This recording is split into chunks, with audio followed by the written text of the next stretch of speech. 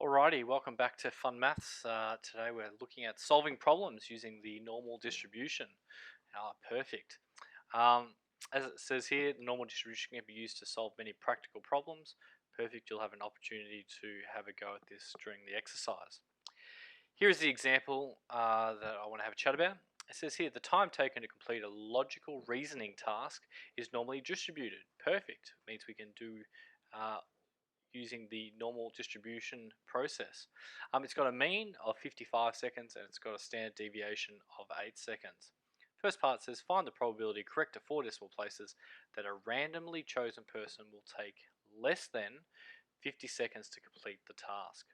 Alrighty, so to do this on the class pattern, again, you're going to normal distribution as listed here.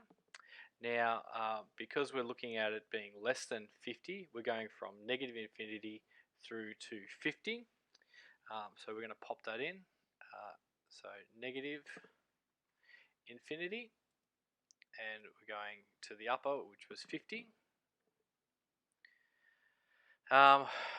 We've got the standard deviation was 8, and we've got the mean was 55.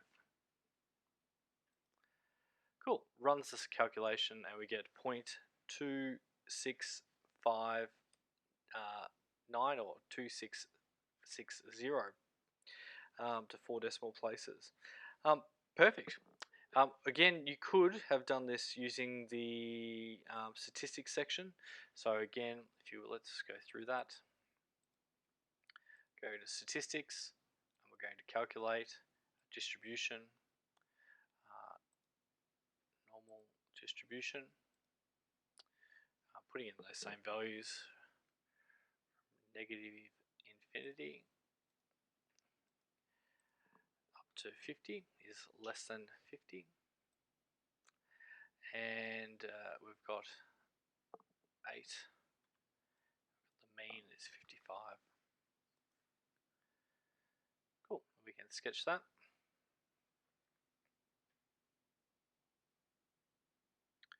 Perfect, showing everything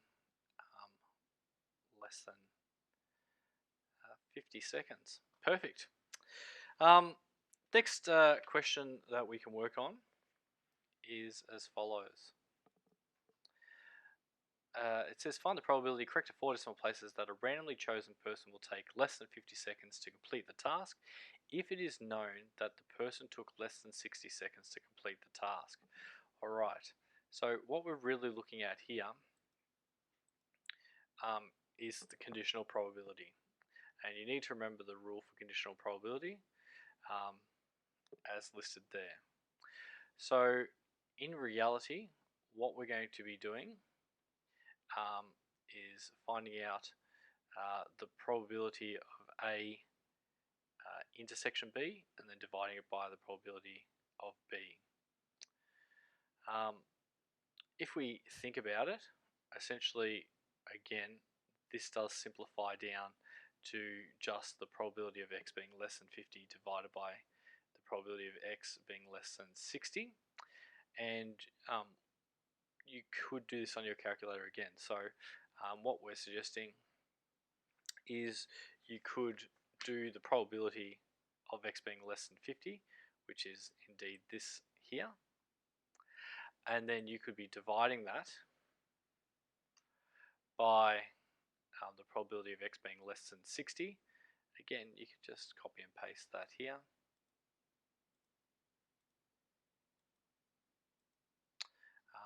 So we're dividing by the one where it's less than 60. And we can run that and get the solution there for that. Perfect. Alright, next one. It says limits of acceptability imposed on the lengths of a certain batch of metal rods are 1.925 centimeters and 2.075 centimeters. It is observed that on average 5% are rejected as undersized and 5% are rejected as oversized. It says assuming that the lengths are normally distributed, find the mean and the standard deviation of the distribution. Alright, so here are the things that we know. So 5% are going to be over 2.075 and 5% are going to be under 1.925. And they're saying here, if you think about working out the mean, if you were to add the two sizes together, there's two of them, you could divide it by 2, you're going to get the mean as being 2. But just to check this out and make sure that we're happy with it, these are the things that we're going to be working through. We need to, if the mean and the standard deviation is unknown, then the known probability actually needs to be linked to a standard normal distribution, and the corresponding z values need to be calculated via the CAS. So we're going to have to do that. Once we find that z value, then we can work out what that missing mean or standard deviation is by running a calculation. So again, they're suggesting here transforming this as follows into the standard normal. Using this here, we can transform the inequality and change the sign around, instead of it being greater than this value being 0.05, we can change it to less than being 0.95 due to the symmetry stuff. Now, it says use the inverse normal facility of your calculator to obtain basically these z values. So let's have a look at how you go about doing that. Let's clear all this. So again, you're going to go to inverse normal distribution, and for this one here, you're going to be typing in the probability. It's 0.95. So 0.95. You leave the mean and the standard deviation as follows. So standard deviation stays as 1, the mean stays as 0. So if we run that, you can get the z value is 1.6448,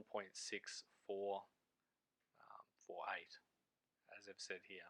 So that's how you do that if you're not really clear. Once you know the z value and you got the x value, we also worked out above what the mean was, which was 2.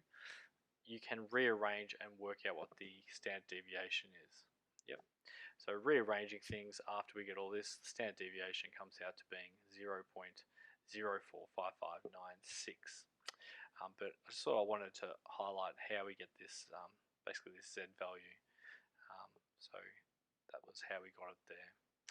Alrighty, thanks again for listening. I hope you have a good day. Bye for now.